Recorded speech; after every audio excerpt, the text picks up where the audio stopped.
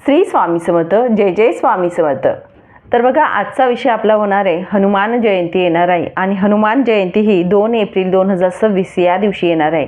हनुमान जयंती साजरी करत असतो, पण हनुमान जयंतीच्या दिवशी आपल्याला सेवा सुद्धा करायच्या असतात. प्रभू रामांचे दास म्हणून जे ओळखले जातात ते म्हणजेच हनुमान असतात, मारुती असतात. मारुतींची उपासना केल्याने बऱ्याच समस्या ज्या असतात आपल्या आयुष्यातील ते नष्ट होत असतात. खूप काही उपाय करतो, सेवा करतो आणि तरीसुद्धा आपल्याला मार्ग मिळत नसेल तर नक्कीच हनुमान जयंतीच्या दिवशी या छोट्या छोट्या सेवा करून बघा, तुमच्या घरात नक्कीच बदल घडायला सुरुवात होईल. हनुमान जयंती ही कशी साजरी करावी किंवा काय सेवा त्या दिवशी करायची आहे ते तुम्हाला आज थोडक्यात सांगणार आहे. भगवान शंकरांच्या 11 महारुद्रांची एकवटलेली शक्ती जी असते ती म्हणजे हनुमान असते.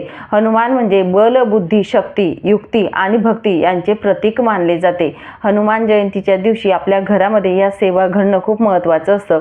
आपल्या मुलांना तुम्हाला बघा, मुलांची बुद्धी कमी असेल, त्यांना शक्ती नसेल, अशक्त असतील तरी सुद्धा सांगते, बल बुद्धीचे देवता आहेत, शक्ती आणि युक्तीचे देवता आहेत. म्हणून आपल्या घरामध्ये या सेवा आपल्याला करायच्या आहेत.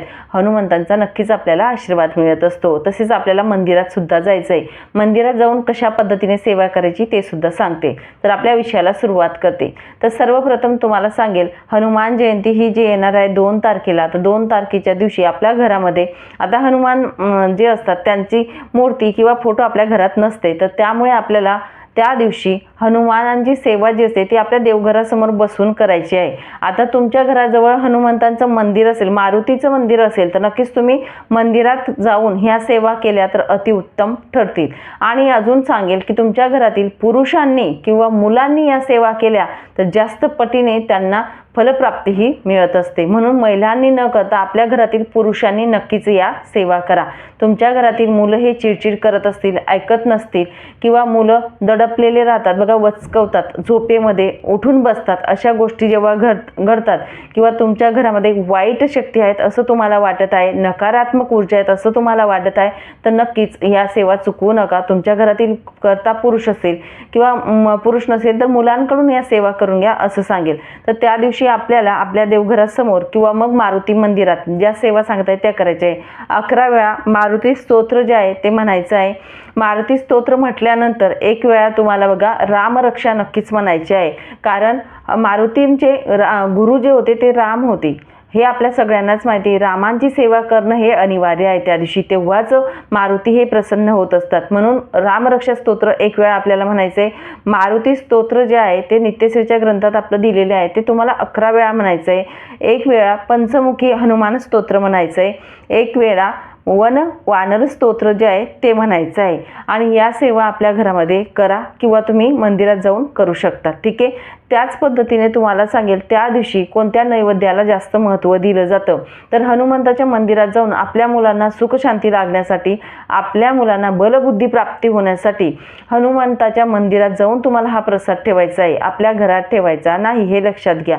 तर तिथे आपल्याला गुळ फुटाणे, आता गुळ जो असतो आपल्याला माहिती आहे, गुळ फुटाण्यांचं नैवेद्य आपल्याला तिथे ठेवायचं आहे. हा नैवेद्य ठेवल्यानंतर छोटासा उपाय मी इथे तुम्हाला सांगणार आहे. तर तुम्हाला शक्य झालं तर त्या दिवशी चमेलीचं तेल जे असतं ते आपण सोबत न्यायचं आहे. चमेलीच्या तेलासोबत थोडा शेंदूर जो असतो तो आपण मिक्स करून आपण वाहायचा आहे मारुतींना. म्हणजे आपल्या घरातील पुरुष जे असतात त्यांना सांगत आहे, तर त्यांनी शेंदूर आणि चमेलीचं तेल हे वाहायचं आहे आपल्या मुलांच्यासाठी, आपल्या मुलांना बलबुद्धी मिळण्यासाठी, आपल्या मुलातील चिडचिडपणा जो असतो तो कमी होण्यासाठी, नकारात्मक ऊर्जा कमी होण्यासाठी या गोष्टी आपल्याला करायच्या आहेत. आणि त्यांना प्रार्थना तिथे करायची, हात जोडून नमस्कार करावा.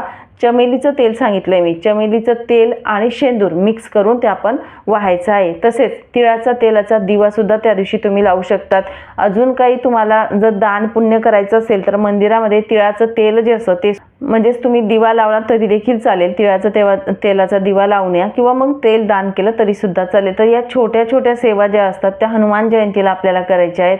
आणि या सेवा केल्याने आपल्या मुलांसाठी खूप चांगल्या ठरत असतात. अडीअडचणी ज्या असतात, आपल्या आयुष्यातल्या ज्या अडचणी असतात त्या दूर होत असतात. म्हणून या सेवा आपल्याला नक्कीच हनुमान जयंतीला करायची आहे आणि नक्कीच या सेवा चुकू नका. चला मग इथेच थांबते, नंतर अजून भेटेल अशाच व्हिडिओसोबत. श्री स्वामी समर्थ. अवधूत चिंतन. श्री गुरुदेव दत्त.